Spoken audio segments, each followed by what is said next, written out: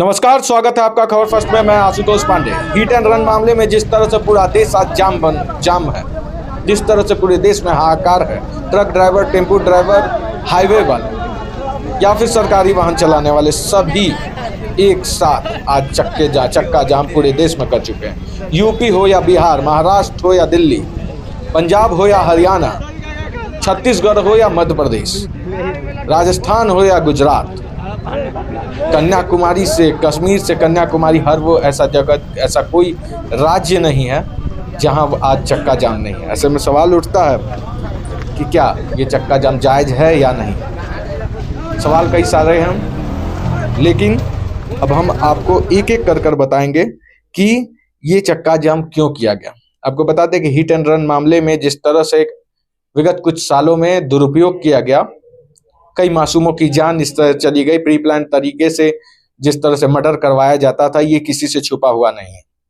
ऐसे में गवर्नमेंट ने इस एक्ट में सुधार किया और कहा कि अगर किसी के द्वारा वाहन से किसी को ठेस पहुंचती है और वो दुर्घटना का शिकार हो जाता है, उसकी मौत हो जाती है, ऐसे में अगर ट्रक ड्राइवर वहां से फरार हो जाता है और दोषी साबित होने पे 10 साल की सजा और 7 लाख का जुर्माना देना पड़ेगा। तो क्या सभी ट्रक ड्राइवरों के लिए इससे न्याय मिलेगा? क्योंकि देखिए, सोचने वाली बात है, लाखों की संख्या में ट्रक ड्राइवर, टेम्पो चालक और हाईवे वाले और साथ में साथ सरकारी वाहन चलाने वाले, प्राइवेट वाहन चलाने वाले लोग सड़कों पे चलते हैं। लाखों की संख्या में गाड़ी रोज दौड़ती है। देश की अगर हम बात करें तो देश में हर साल लगभग 25 से 30 लाख नए वाहन आते हैं। पुराने वाहनों की संख्या अनगिनत है। ऐसे में सवाल उठता है कि कहीं ना कहीं दुर्घटना तो जरूर होगी, लेकिन क्या अगर कोई बिना मतलब अनजाने में किसी से दुर्घटना हो जाती है और वो ट्रक ड्राइवर हो, टेम्पो ड्राइवर हो, तो वो कहां से 10 लाख रुपया देंगे? अगर वो 7 लाख रुपया देंगे, अगर वो 10 साल जेल में रहेंगे तो उनके परिवार को कौन देखेगा? इन सारी बातों पर बात होगी, लेकिन सबसे पहले ये आपको जानना जरूरी है।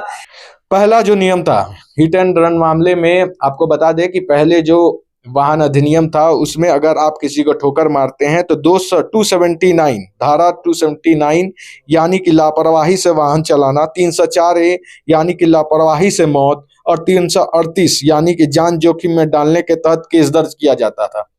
बहुत से मामले में तो थाने से ही बेल मिल जाती थी, मामूली सी सजा होती थी और ड्राइवर बाहर निकल जाते थे। लेकिन इस अधिनियम के आते ही अब अगर आप किसी को धक्का देकर भाग जाते हैं तो आप पे 104A के तहत केस दर्ज किया जाएगा। पुलिस या मजिस्ट्रेट को सूचना दिन नहीं अगर आप देते हैं तो आप पे 10 साल की सजा और 7 लाख का जेल होगा। ऐसे में महाराष्ट्र हो या बिहार, अगर ये ट्रक ड्राइवर आज चक्का जाम कर रहे हैं तो कहीं ना कहीं ये अपने जगह पर सही है। लेकिन क्या पहले वो ये बात सही था कि एक मासूम की जान चली जाती थी और महज कुछ दिनों में जो लापरवाह इंसान था वो बाहर आ जाता था? सोचना इस एंगल से भी होगा। कई एंगल है इसमें। क्या इस चक्का जाम के पीछे कोई राजनीतिक षड्यंत्र है? क्योंकि विगत 20 दिन के अंदर ही इस देश में 2 बड़ा इवेंट होने वाला है, राम मंदिर का स्थापना और 26 जनवरी। क्या इन दोनों प्रोग्राम को इंटरप्ट करने के लिए, बाधा उत्पन्न करने के लिए तो ये नहीं किया जा रहा है? इसी मामले में all India motor and goods association के अध्यक्ष राजेंद्र कपूर ने औपचारिक तौर पर ये सभी ट्रक ड्राइवरों को ये कहा है कि आप अभी किसी भी तरह का चक्का जाम ना करें, आंदोलन ना करें। हम सरकार से बात करेंगे क्योंकि देश में 2 बड़ा इवेंट होने जा रहा है। ये हमारे लिए, हमारे देश के लिए गौरवपूर्ण क्षण है। तो इसमें आप लोगों की जो उपलब्धिता है वो काफी जरूरी है, क्योंकि देश विदेश से इस दोनों इवेंट पे लोगों की नजर होगी। ऐसे में लोग इस इवेंट को खराब करना चाहेंगे तो डायरेक्ट साफ तौर पर अध्यक्ष के द्वारा कहा गया कि जनवरी भर वेट करते हैं और अगर इसमें कुछ भी हम गवर्नमेंट के द्वारा हमारे खिलाफ रहा तो हम मजबूती से एक साथ मिलकर सामने आएंगे। ऐसे में सवाल उठता है कि जो निर्णय मोदी जी ले लिए हैं, क्या उस निर्णय पे इस बार कायम हो पाएंगे? क्योंकि चुनाव सिर पर है।